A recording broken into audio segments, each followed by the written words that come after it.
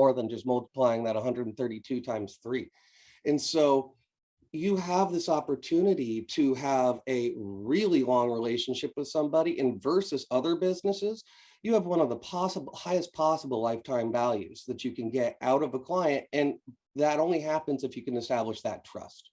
You can only establish that if you've chosen to become the guide, and that you understand that you're hiking up that mountain of safe retirement every single day, and that you're helping your client make sure that they can have that satisfaction of knowing that they're protected.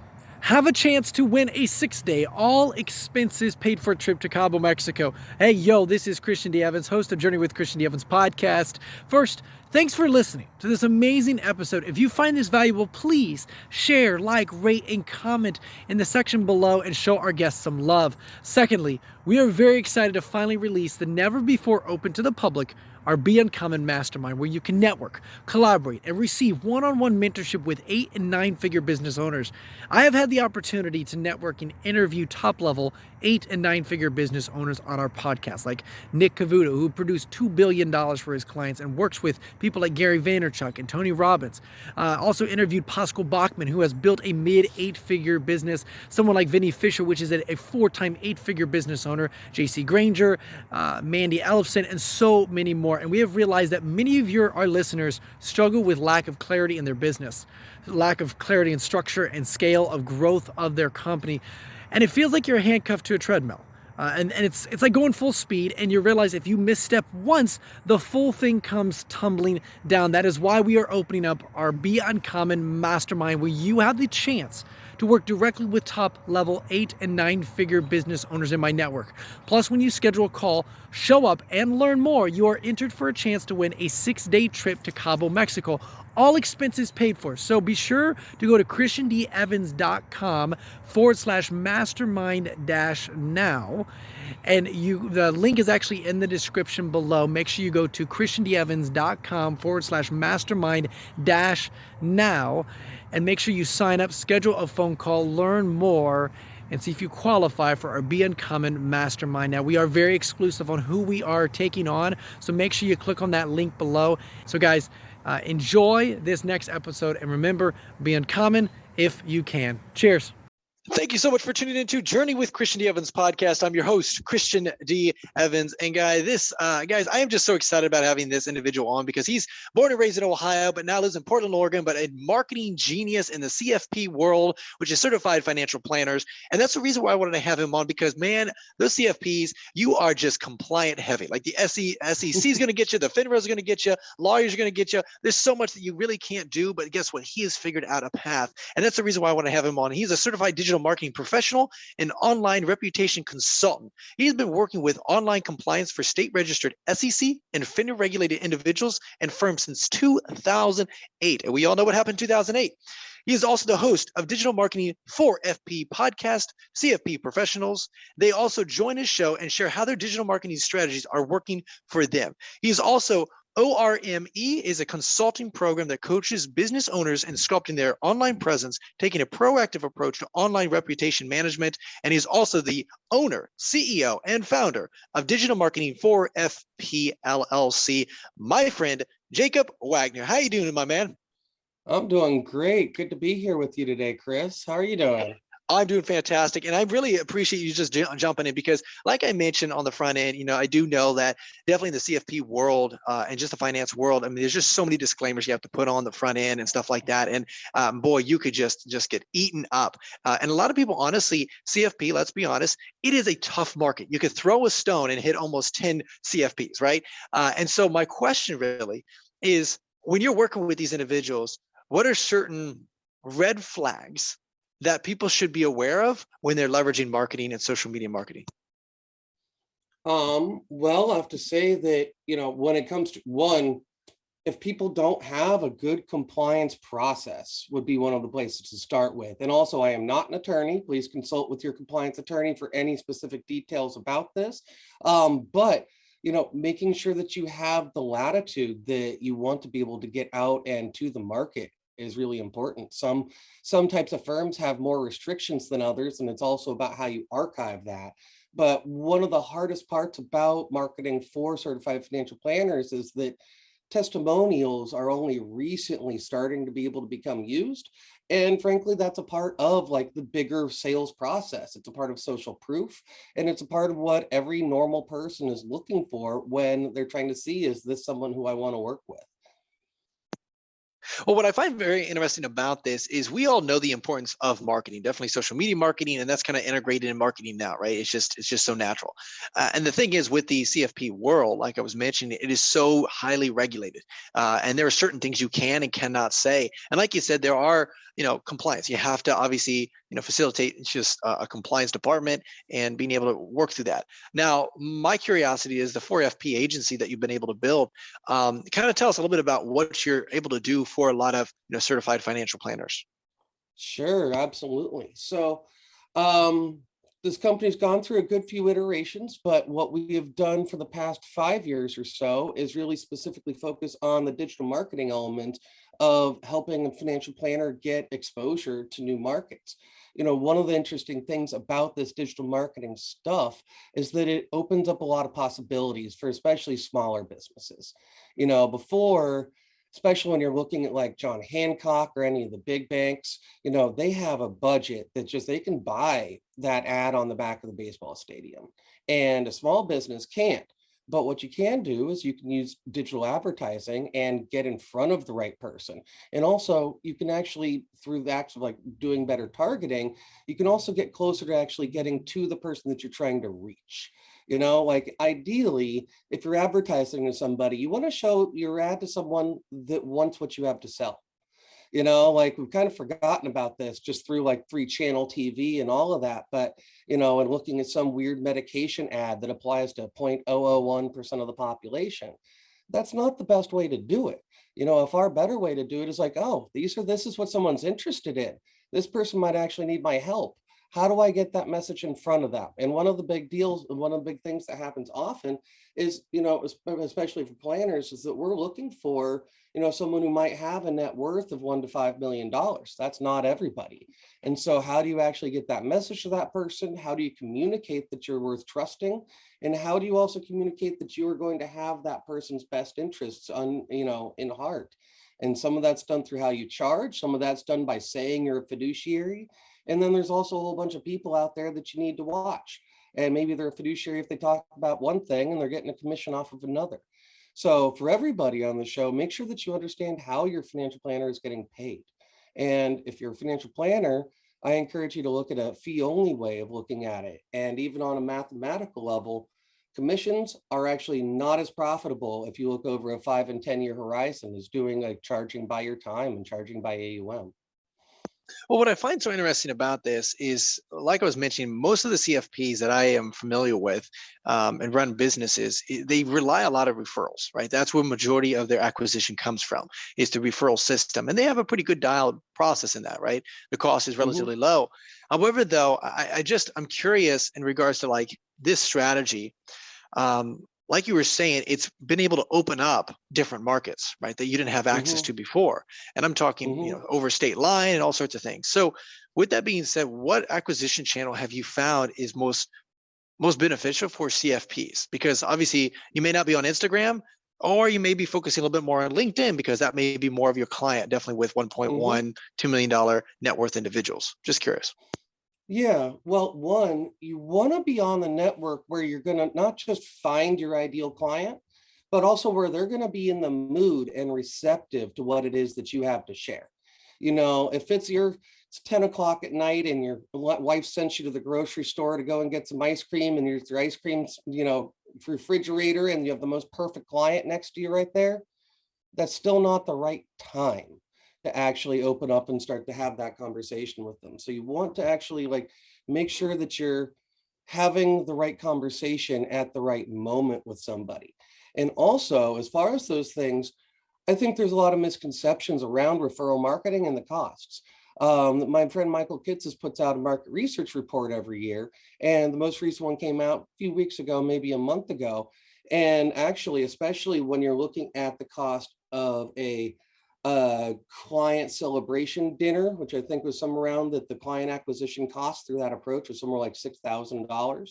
That there are some ways that people have traditionally thought about going and acquiring clients, and that wasn't necessarily what was as effective. So what was more effective in that study was one, SEO, which is a long-term investment. You want to have a good company, and there's a lot of people out there who will offer it and not do the best job. The group we vetted a lot to make sure to be able to know that they were the right team to work with. Also, another one that showed up, and this is for everybody, we're the official marketing consultant for the Garrett Planning Network. And the Garrett Planning Network, Michael Kitz's XY Planning Network, Let's Make a Plan.org, which I think is a part of the CFP board. Some of those places are actually looking like they're the cheapest way to acquire clients. And so, really to encourage folks to, look at some of the sacred cows that they've had in the past that they think are the best way to grow their business. And there might be some other opportunities there, or a way to also have a complementary strategy as well to lower those costs. Well, you mentioned something, because I think that is very, very viable, because that is always the question that most business owners are asking. It's like, okay, what's the most cost-effective acquisition channel, but also that will produce the biggest output, the biggest result, right? And what have you found is that channel? Is it like cold email outreach, or is it more of, would it be just more of, LinkedIn direct messaging? Like you said, SEO, but I do know that SEO long term, it will outwin, but just a collapsed time frame, sometimes you're looking for that, consistent pipeline right now. So yes, long term, you always have that SEO strategy. However, though, I'm just curious, like, just in order to have the sales process a little shorter, what does that look like for you? Yeah.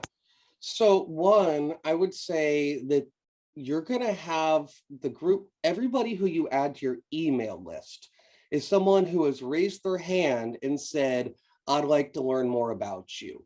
That there's a lot of studies that show that every dollar invested in email marketing can produce an ROI as high as $42. The thing is that those folks have said that they like your approach. They like your way of doing things. And so I think that the people that you have cultivated into your audience are going to be one of the best places. When it comes to something like cold email marketing, however, I have to throw up a big caution sign. One, we all get a lot of email, and I don't know how it goes for you, Chris, but at this point, I'm getting offers for funding is one of the ones that happens to me a lot. I'll get 8 emails in my inbox in the morning. I'll get text messages for it. Other things like this is cold. When you approach someone with cold email, you haven't established any know, like, and trust. You haven't established any authority. And also that person has never actually raised their hand and said, I want what you have to offer. So that's a place that I would caution there. And then also that when you're protecting someone's finances, this is one of the most treasured and protected and sacred parts of someone's life. If you're a financial planner, that you're being trusted with someone's golden years, and that you're going to help make it so that they have a life that they would like to be living when they're retired, maybe even a legacy along with it, but also, protecting their spouse. There are a lot of feelings that are involved here. And so, you want to understand what the real job is and what you're really doing. There's a lot that computers can do around, giving you different like performance returns and all that kind of stuff. But a financial planner is going to be the one who can actually listen to what you had to say, take a quiet moment and hear that, and then also think about what you have and the resources you have at your disposal and help make the best life for you. And that's really important. And one of the things, and one of the reasons why I chose financial planning as a niche is my father wrote a piece called To Think Like a CFP. And it instills the professional ethic and professional onus that a financial planner has when they're doing this work. And I think that's just one of the most important things to understand. If you look at the possible lifetime account value of, let's just say $1 million under AUM, which is, maybe one client, maybe a part of that client. If you look over 10 years, that's probably $132,000. But it is perfectly reasonable to make it so that you're actually looking at a 30-year time horizon. And this is when you're using that fee-only approach where you're charging for your time and how you're helping their nest egg grow. And when you're looking at that lifetime account value, it's a lot of money. It's a whole lot of money because that's also compounded interest. It's a lot more than just multiplying that 132 times 3. And so you have this opportunity to have a really long relationship with somebody, and versus other businesses, you have one of the highest possible lifetime values that you can get out of a client. And that only happens if you can establish that trust. You can only establish that if you've chosen to become the guide, and that you understand that you're hiking up that mountain of safe retirement every single day, and that you're helping your client make sure that they can have that satisfaction of knowing that they're protected. Yeah, so on the front end, just to kind of reiterate what you're saying is, making sure you have that know, like, and trust factor, right? Which is, what a typical marketing side of things. And I do know, like, obviously leveraging a channel that has your ideal client. So, obviously if you're a C-suite or a CMO or anything like that, then naturally you'll go toward LinkedIn. But if you're going for more of like doctors, then maybe that might be more of like, speaking engagements or podcasts that doctors may listen to, right? Because again, they wouldn't be on LinkedIn as much compared to others. And so you just find the acquisition channel. So now, and I like you were saying as well, because I do know that the front end takes a long time. Like the sales cycle could take, several months before you close, because, definitely if they already have, definitely if you already have a CFP, you have to find someone that's already kind of in the pain, that like, hey, I don't like my CFP, I'm looking for someone else. And like you said, though, on the back end, the LTV is just remarkable because there's a stickiness. Now, speaking of stickiness, and making sure that the churn rate is really relatively low so that you don't lose clients and all those assets. I have always known, and this is just in the digital marketing space, but also just in building businesses, is, creating a community that allows for other people to basically have a conversation, talk, and stuff like that. With CFPs, have you figured out that by having a community of clients, maybe that might be a Facebook group, maybe that might be a live training every week or a webinar or something like that, have you found that to be beneficial long term for the LTV? Absolutely. Well, one, yes. I mean, so one of the things, especially, I come from the digital marketer school of thought, and a part of what you're doing, if you're doing, say, a Facebook group, is that you're gathering our small community, you're cultivating that know, like, and trust factor, and it's also a low barrier to entry. People often have very weird feelings about their money lives. And so, like, it might just take a long time for them to figure out what it is that they want, and for them to actually raise their hand. And yes, absolutely have clients that have cultivated where it seems like there's a nice spot in the low hundreds for a group like that, where someone can come in and they can be that content authority, share the information that they want to share with the audience, respond to people. You do want to make sure to have enough understanding about compliance. You can't give advice in a public channel. You cannot respond to someone's specific situation in a public channel. You need to actually take that as an opportunity and say, I'd love to talk to you about that, but I can't do it here. How about you set some time aside on my calendar and let's have that next conversation? You just got your hot prospect meeting. So this isn't a problem. It's actually going to help you in the long run. So with that compliance side of things, so let me ask you this. So instead of facilitating a public channel, maybe having more a private channel or a private group, would you be able to still give that advice, or no, it'll be just better to have one-on-one?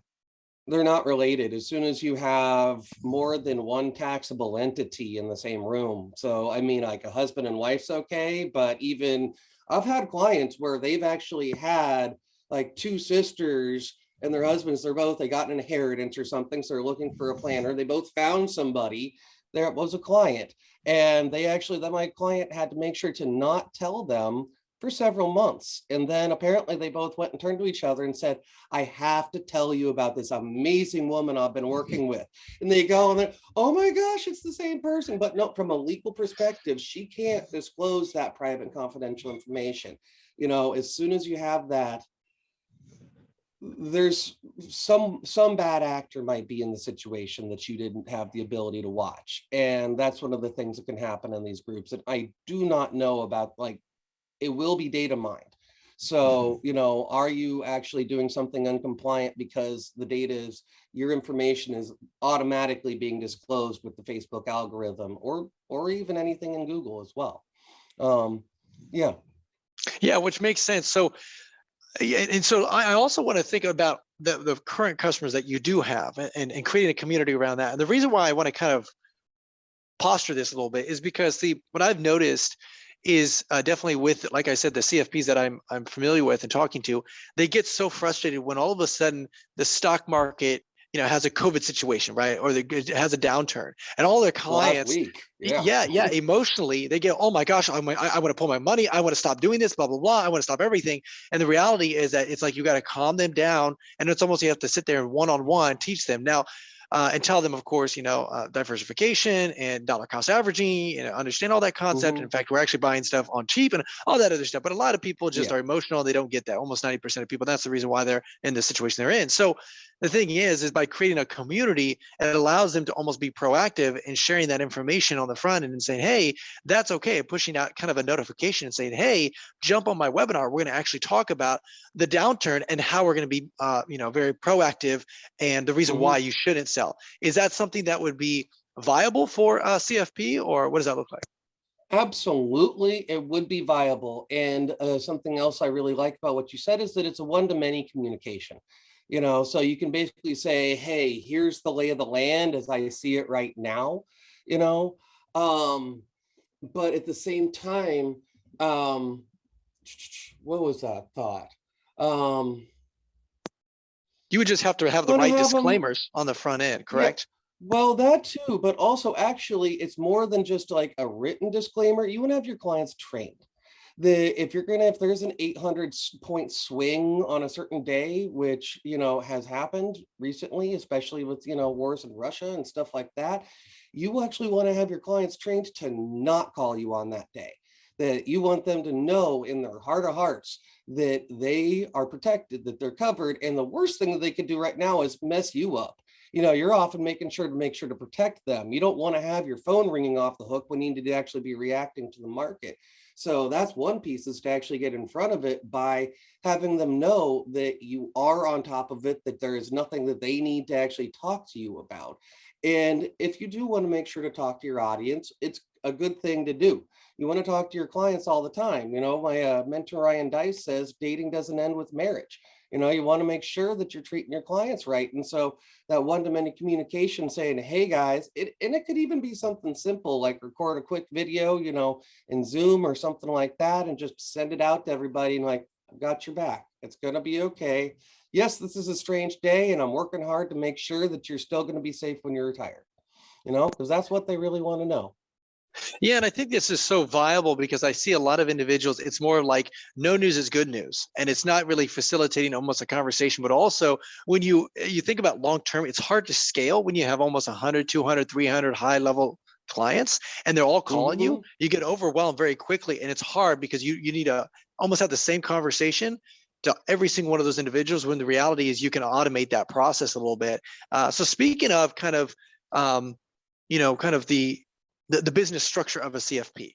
So which would be better, to acquire more clients or to find the clients that you have and then just increase the value, the lifetime value of that, and upsell different products? Need to do all. There's only 3 ways to grow a business, and it's kind of funny that it's limited to that, but you can either sell the people that you currently have as clients more stuff. You can take what you're already selling them, and this is happening a bit with inflation right now, and raising your rates. That's also happened. And then the third thing is to find new people that you can sell to. And so, each one of those has their own place. And especially if you're a wealth manager, and also as you build your clients' wealth, that builds your wealth. That's a part of the incentivization model of the AUM approach, is that you get paid better because you're doing right by your clients. So that is a good way to make sure to grow your investments. And also, when we're tracking this with our clients, that we actually track both, that we make sure to track what are the new assets that you've brought in and what new accounts from existing clients have you brought in. Because if someone has, I think in the $5 to $10 million range, that they on average have 3 or 4 financial planners. And so, part of what you're doing is trying to show that you're the most trustworthy one, so that way they bring more assets over to you. So with this being said, because when you're talking about and that does make sense 100% in regards to, obviously, increasing your rates. However, though, let me ask you a little bit about like strategically, increasing that rate. So would you say it's more strategic in doing it in a downturn, or when the market's level, or when like it's more of like, okay, hey, we're seeing the roof now, increase our rates? What does that look like? Oh, I think it's definitely easiest to raise your rates when things are all looking good, and the folks are doing it right now is absolutely a part of that inflation process cinching on all sides. So I think that it's a little bit dangerous. But I also have to say that, there are people with 30% down portfolios right now. A good financial planner, that might be 8. And so that's a part of it, is that I think that a real financial planner and a good financial planner improves their real worth in a market downturn. And one of the other reasons why this is so important is that it takes twice as much gains to get back. If you lose 5%, you need to make 10% to get back to where you were. So that's really important. So losing less is crucial, especially it depends on your risk portfolio and how close you are to retirement. But sometimes you can't afford to take those risks too. In those stock market crashes of 2008 and 2001, if you were had a grandfather who was a Bell Labs engineer, and that he had all of his money in AT&T and Lucent stock, went down 40% in 2001. That absolutely changed their retirement. This is something that you can do to help protect people in their later days, make sure that they're okay, and leave some of that for the next generation maybe too. Definitely. Well, one of the things I always found, and we won't talk about this too much, but I found very interesting with COVID, when the market dropped just crazy and things were on discount, me personally, I bought a lot and dollar cost average down on some stocks that I even had. But I found very interesting, one of the best investors of all time, Warren Buffett, in fact, sold a lot of his airplane stock specifically and just took a loss. And I was really surprised that he decided to do that instead of dollar cost average. I know his number one rule is don't lose money, but obviously in that circumstance he did. But what I always found interesting is that when you sell something, you never have an opportunity to at least make some of it back. Now, again, I'm not asking you like, why did Warren Buffett do that? It's more of, helping clients or people that are listening, when that happens, should they sell and just take the loss and move on, or should they, dollar cost average and expecting that the economy will go up? It may not be tomorrow, it may not be 30 days, it may not be 12 months, but it will come up and you will at some point be profitable. Well, one thing is for sure, and also not a financial planner and not regulated as one, but you want to buy low and sell high. And that's not some sort of investing secret. And if you're buying, there's a lot of nerves when the market's down. And so, you can really want to, but that is also when you sell at a loss, you have just realized that loss too. If you wait and things adjust and it comes back, or you use a dollar cost averaging technique, especially like the beginning of COVID, when we lost a third of the stock market for a little while, that was emotional. That was the stock market having a panic attack. It came back. That stuff was always worth what it was worth before. Took a while to get back there, and maybe there was some overvaluation or something, but that was an opportunity. And when you look at Warren Buffett, he's a little bit different than everyone else, right? One, the man is the richest person in the world, still drives a 1980 something Volvo and doesn't have a computer. When he looks at an investing something or other, an investment opportunity, part of what he's looking at is this going to be used? And so when Warren Buffett's going and selling airline stocks, it's not just what happened in the stock market that day, especially because he's such a big player. He's actually looking at the next 2 years where we've had, plane tickets. It was like $50 to go to the middle of Mexico for a little while there and stuff like that. And we're just trying to keep the lights on. They're paying, pilots triple time right now, stuff like that.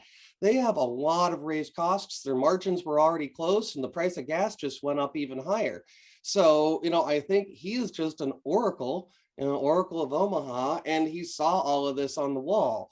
And he's like, no, this isn't something good to get in. I'll take that loss because I will make more money by investing my wealth somewhere else and growing it through another channel.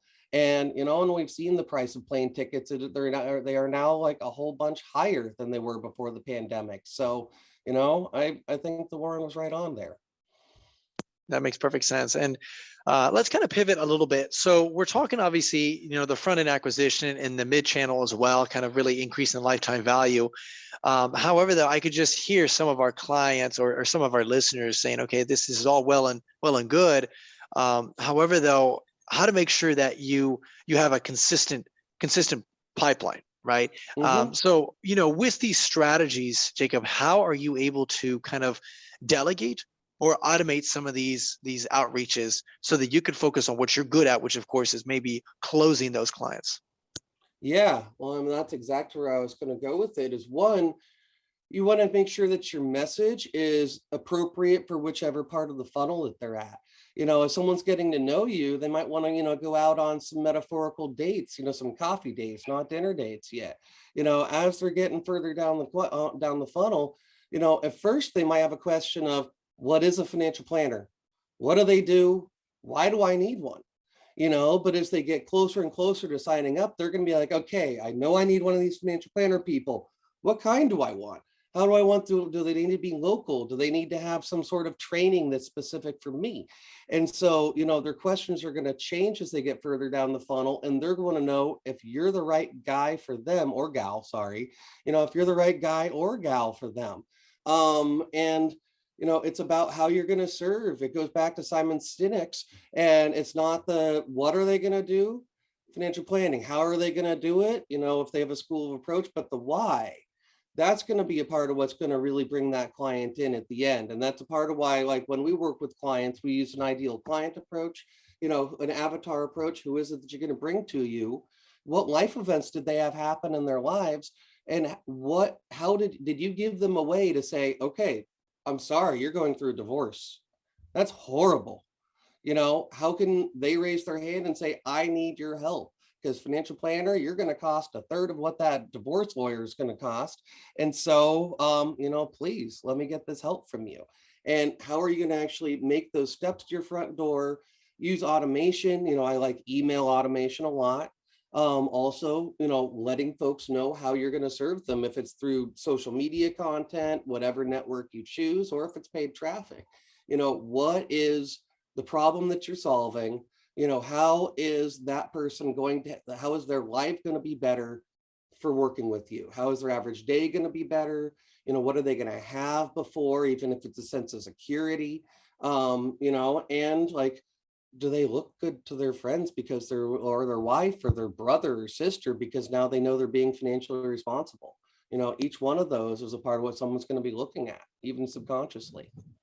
Well, also and I want to kind of emphasize this a little bit, because when I have talked to like just beginners, like CFPs that are just kind of building their book of business, or some people that are built a big book of business but they want to scale, and I think this is really good from just like a full business strategic approach, because what I've noticed is majority of people that really scale to the next level, like 8 figures, kind of businesses, or maybe assets under management. I'm not sure exactly how that works in the CFP world, but really sub niching down to that avatar. And what I mean by this is, hey, I only work with doctors, right? Period. Mm-hmm. And maybe even getting even further and saying, I work with dentists, right? And that have a practice, right? Because now all of a sudden you become that expert in that sub niche. And I know from experience, because whenever I talk to some of the CFPs, they're like, who's your ideal client? Oh, everybody, whoever's got money, mainly Right. anybody that has $1 million or more, right? And that's kind of the basis. But what I found interesting is the people that really scale, because then what happens is exactly that ideal client, their pains, their frustrations, their annoyance, and you can talk directly to them. So with that being said, Jacob, is that something that you help with? And also by saying that, how have you seen your clients by dialing that in? What kind of result have you seen because they've been able to dial that in? Sure, absolutely. And let's also run with the example that you just gave. So we have a client who's in the Midwest. Just want to give him a little bit of privacy here. And he actually has a relationship with the state's medical society. And the medical society actually even helped him with the creation of his business. And he helps doctors. And there's a couple interesting things in here. One, being a doctor isn't easy. And one of the things that's exceptionally not easy about it is being and attending a resident physician. that you go and you have this time in your life. One, you go through medical school, get an insane amount of debt. Then you go and you're broke for the first number of years while you're getting your training. Then all of a sudden you're a real doctor and now you're earning $500,000 a year. So there's this wealth thing that happens where the financial planner who focuses on that can help doctors in a way that they aren't going to be able, that they'll have that insider information into what's needed so that they can actually help that doctor more than another financial planner would. Also, it's given them a number of marketing opportunities that I've had clients come to me and they'll want to do something. We have all these topics, right? One of the common topics is Social Security because we all pay into it. It's also a horrible option most of the time because we all pay into it. So it's actually one of the worst things you can do because it'll bring in completely unqualified prospects. But in his specific scenario, when he goes and talks to the local medical society and he is their financial guy, comes in and talks to them about their Social Security needs. One, he knows what they have. He knows that over a good career, this is what they have walked in and what they, where they probably are financially. And so that's really, really important. Two, he can also actually cater that conversation and that information so that it is a specific and tailored fit for what that physician's going to need. Now he's shown that he understands their specific situation, what's going to build that know, like, and trust factor even more, especially because he's like, no, just doctors, and so those folks who raise their hand and come over to help with it, get help from him. Michael Gitzes also has a wonderful story about a guy. This is hilarious. Bass fish. What a crazy niche. Bass fish, $1 billion of AUM of just trophy winning bass fishermen. You want to know a niche? That is a ginormous company with a ridiculously small niche that is hugely successful. So yes, you can dive really far down into the niche, and you just want to make sure that the people who are there are going to be able to properly afford your services. I think that's the one thing to keep in mind. Well, yeah, you're exactly right. Because one of the things that I always found so interesting is so many people have this misconception of oh, if I get too narrow, then I won't be able to produce, right? And the reality is that you can build honestly an 8-figure business just from that niche. I mean, it's there's such a scarcity mindset, and just switching that paradigm and that mindset, saying, hey, you know what, there's massive potential. But the reality, Jacob, as well, is what I figured out is once you understand that truth, now it's a matter of, well, who do I really like to spend time with? Do I like to spend and talk about dentists? Because maybe I have an enjoyment about dentists. Maybe, like you just said, I literally just talk NASCAR racers. Cool. That's what I do. And I just work with their assets. And I'm a CFP for NASCAR racers. Wonderful. I love NASCAR, right? And we could talk NASCAR, or maybe golfers, right? Whatever it may be. It's just, I find so interesting because it's really dialing that in. And like you said, having fun with it and enjoying about it and talking shop. Jacob, I really, first of all, I appreciate the immense knowledge that you brought, talking about not only the strategy behind specifically CFPs, but also the compliance, but also the structure, and really increasing the lifetime value of those individuals on the back end. Jacob, if some of our individuals that are listening maybe need a CFP or looking for kind of their own scaling of their own agency for CFP, that is, how can they reach out to you? Sure. So if you want to talk to me, the best way to get to me is go to the website 4fp.co. The number 4, F is in financial, P is in planning.co. If you are in need of your own financial planner, one, make sure that you first ask how they're getting paid. And I encourage you to go for someone who does not get commissions and is what is called fee only. And maybe even someone who's a life planner, which is a specific niche where what they do is cater to your life needs. I'd say go to garrettplanningnetwork.com. It's a group of, they are a client. And it's a network of financial planners that's spread out all over the country. You can put in your zip code and find somebody who is definitely a fiduciary, fee-only financial planner near you. Also, letsmakeaplan.org, which you might hear on your local NPR channel as well. But those are some of the places that we want folks to get access to CFPs. Awesome, Jacob. And also, again, I just appreciate the value that you brought. Is there any last words of wisdom that you'd like to share with our audience?